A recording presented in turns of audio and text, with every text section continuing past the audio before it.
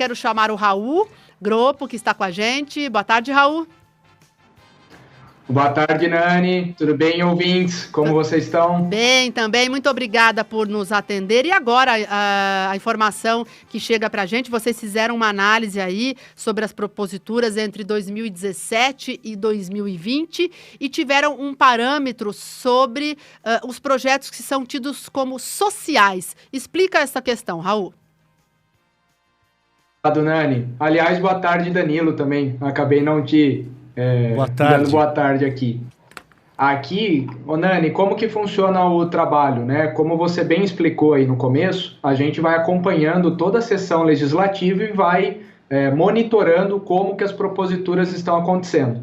Então, a gente tem 4 grandes tipos aqui, né? E uma delas é a social. Além dessas, tem fiscalização, legislar e o próprio administrar, que é mais quando são iniciativas para a Câmara mesmo, né? O orçamento da Câmara, por aí vai.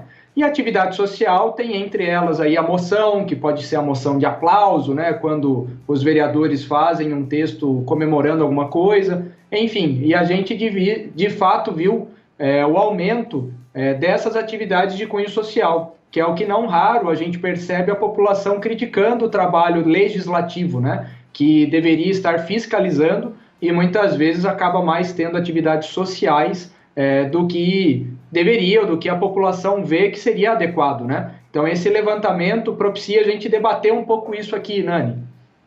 Boa tarde, é um prazer tê-lo aqui conosco. Exatamente sobre o que você falou. O trabalho do observatório não é esse, a gente sabe, vocês não estão aí para julgar nem para criticar, vocês levantam dados para que se criem debates em cima desses dados. Mas você fala aí, os dados falam, na verdade, classifica como sociais os trabalhos da Câmara, ou seja, tem muita propositura, muita homenagem, muito título, honraria, título de cidadão e pouca lei, pouca fiscalização. Dá para a gente falar, então, baseado nesses números, que a Câmara trabalha pouco ou muito, no caso de Limeira, pouco no que cabe ao vereador, que é fiscalizar e criar leis? Isso é muito interessante, Danilo, e é bem nesse contexto que é importante a gente debater isso, né? A gente está aqui para promover uma análise técnica, aquilo que for contrário à lei nos cabe oficiar, né, e vir debatendo. A gente vem fazendo muito isso com a transparência na nossa cidade, mas no que tange Câmara, a gente não entra no debate se o vereador está trabalhando muito ou pouco. Mas a questão é qual o grau de impacto que isso traz para a população, qual a percepção de valor que a população tem do trabalho dele, né? Então, vejam, né, uma atividade muito social, com muitos prêmios, homenagens, muita moção, impacta pouca gente. O homenageado é um só, né? Então, várias proposituras que impactam um cidadão, ela, de fato, não contempla toda a sociedade, né? E quando a gente vê que a atividade de fiscalizar, ela está caindo, o percentual dela, né? Quando começou o mandato, quando começou a gestão dos vereadores, ela estava lá em cima, um monte de requerimento, um monte de indicação, e isso veio também caindo na participação dos trabalhos, né? E a gente chama atenção também para a comissão de fiscalização da Câmara, que vejam, a principal função do vereador é fiscalizar. De 8 comissões que tem na Câmara, apenas uma é de fiscalização. É a que menos teve reunião e é a que mais teve ausência, é a que menos teve reunião por falta, sabe? Então a gente vê que, de fato, essa questão da fiscalização é algo que deveria ter muito mais atenção dos nossos vereadores e tem muito campo para melhoria nisso. Então, em relação, tem uma comissão, chama Comissão de Fiscalização dos Atos do Executivo. Esta comissão foi a que menos se reuniu no período que vocês analisaram, é isso?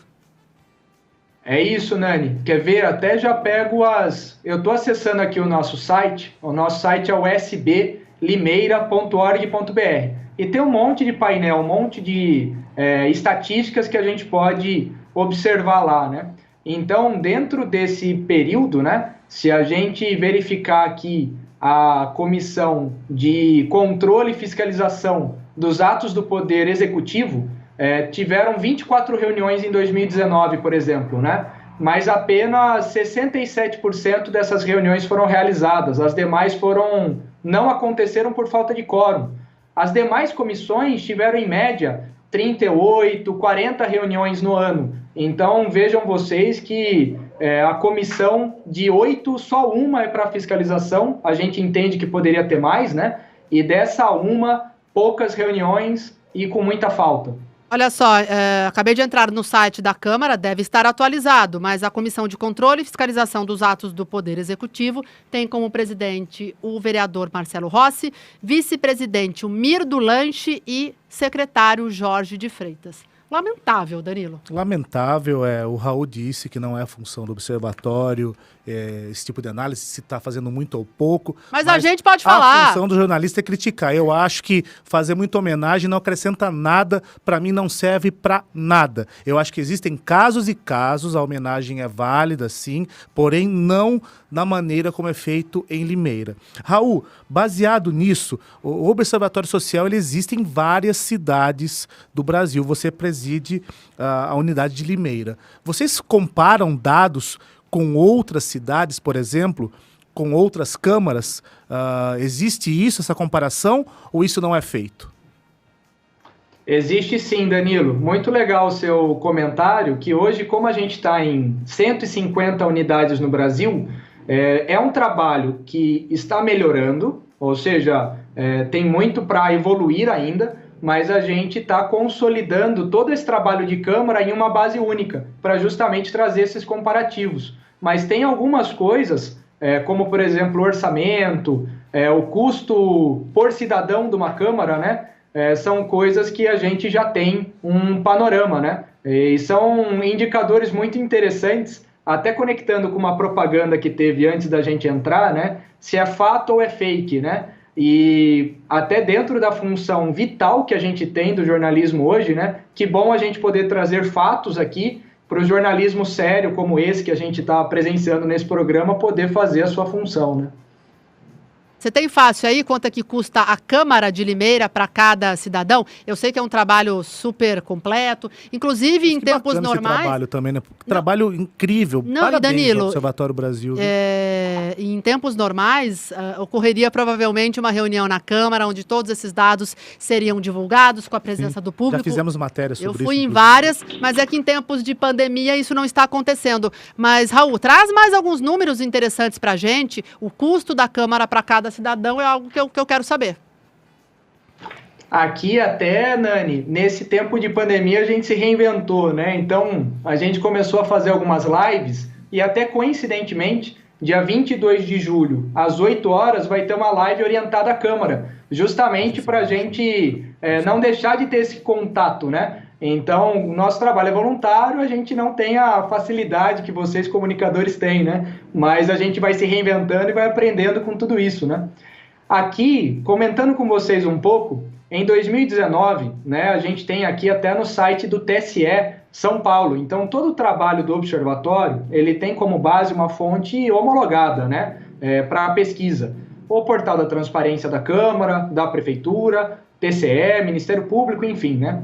Então, em 2019, para vocês terem noção, a despesa da Câmara foi de 24 milhões no ano. Vamos arredondar para facilitar, né? Se a gente tem uma população de 306 mil habitantes, a despesa por habitante é de R$ 78 por ano. Então, é como se cada habitante pagasse aí uma anualidade de R$ 80 para ter a Câmara. E até uma reflexão, né, aqui para todo cidadão, né?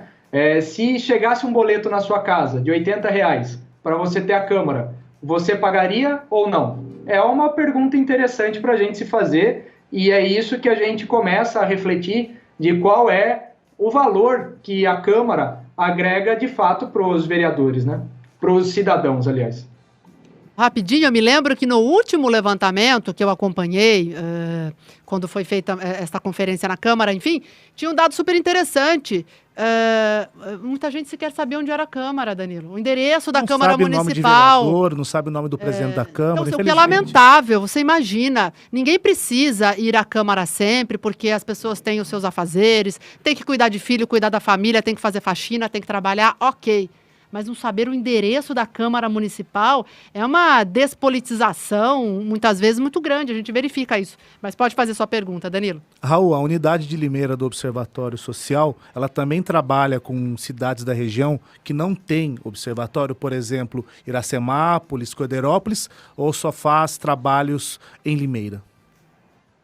A gente é bem focado em Limeira hoje, Danilo. A gente foi ajudando na região a serem fundados outros observatórios sociais. Então, Araras está em Constituição, Leme veio depois também, a gente tem Rio Claro, Piracicaba está em Constituição. Então, o nosso trabalho, a nossa atuação, ela é muito orientada a ajudar e fomentar outros observatórios também, né? Então, o nosso trabalho hoje ele é muito focado em Limeira, mas como a metodologia ela vai evoluindo bastante, a gente consegue dar mais escala nesse tipo de atuação, né? Então, só uma curiosidade, né? Antes, para montar esse levantamento da Câmara, a gente levava 6 meses analisando, porque imaginem vocês, são 200 mil linhas de informação produzidas aí pela Câmara em 2 anos, 3 anos, né?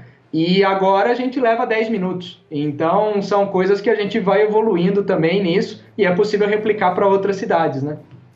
Raul, então, quem quiser ter acesso a mais informações sobre o observatório, vocês estão, obviamente, na internet, passa os endereços aí, passa o serviço para que a população possa acompanhar o trabalho de vocês, Raul.